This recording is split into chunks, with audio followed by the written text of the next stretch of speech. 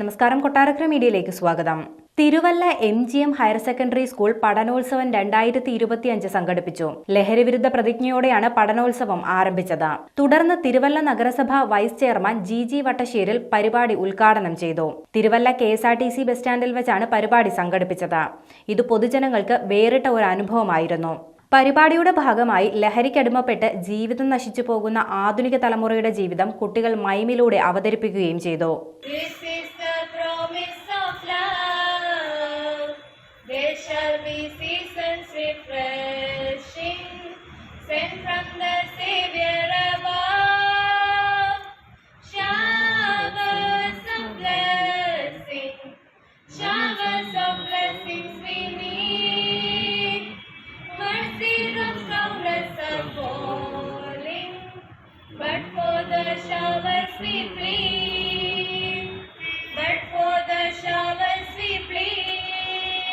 ബഹുമാനപ്പെട്ട ബിൻസി ടീച്ചർ, ബഹുമാനപ്പെട്ട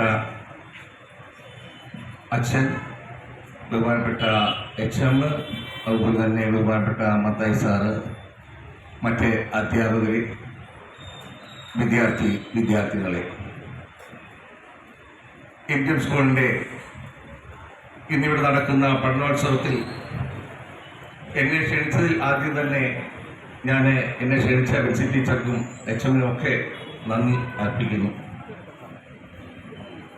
MGM സ്കൂളിനെ പറ്റി പറയുകയാണെങ്കിൽ തിരുവല്ലയിൽ തന്നെ ഏറ്റവും പഴക്കുന്നത്, എനിക്ക് തോന്നുന്നു 120 വർഷത്തെ പാരമ്പര്യമുള്ള സ്കൂളാണ് MGM സ്കൂൾ.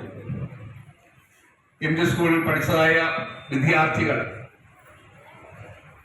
രാജ്യത്തിന്റെ പല ഭാഗങ്ങളിലും ഉന്നത നിലയിൽ പ്രവർത്തിക്കുന്നു എന്നുള്ളത് നമ്മൾക്ക് ഏവർക്കും അറിയാം. നിങ്ങൾക്ക് അറിയില്ലായിരിക്കാം, ഞാൻ MGM സ്കൂളിലെ ഒരു പൂർവ്വ വിദ്യാർത്ഥിയാണ്. ഞാൻ 9ാം ക്ലാസ് മുതൽ 10ാം ക്ലാസ് വരെ MGM-ലാണ് പഠിച്ചത്. അന്ന് നമ്മുടെ തമ്പി സാറായിരുന്നു HM. ആ സമയത്ത് വളരെ ഞങ്ങളെല്ലാം സാറുമാരോടൊക്കെ വളരെ സന്തോഷത്തോടുകൂടിയും ഞങ്ങളുടെ അധ്യാപകർ ഞങ്ങൾ അതിനെ ശിക്ഷിക്കുവാനും, ഇന്ന് അത് പറ്റില്ലല്ലോ, ഞാൻ അതിലേക്ക് കടക്കുന്നില്ല. ഇന്ന് ഈ പഠനോത്സവം, MGM-ന്റെ ഈ പഠനോത്സവം വൻ വിജയകരമാകട്ടെ.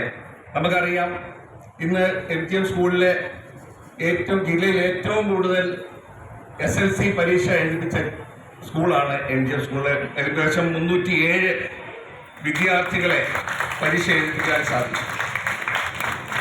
അതുപോലെ തന്നെ ഈ പഠനോത്സവത്തിൽ അവരെ പങ്കെടുപ്പിക്കുവാൻ ചില പരിമിതികൾ ഉണ്ടെന്ന് എന്നോട് ബിൻസി ടീച്ചർ പറഞ്ഞു.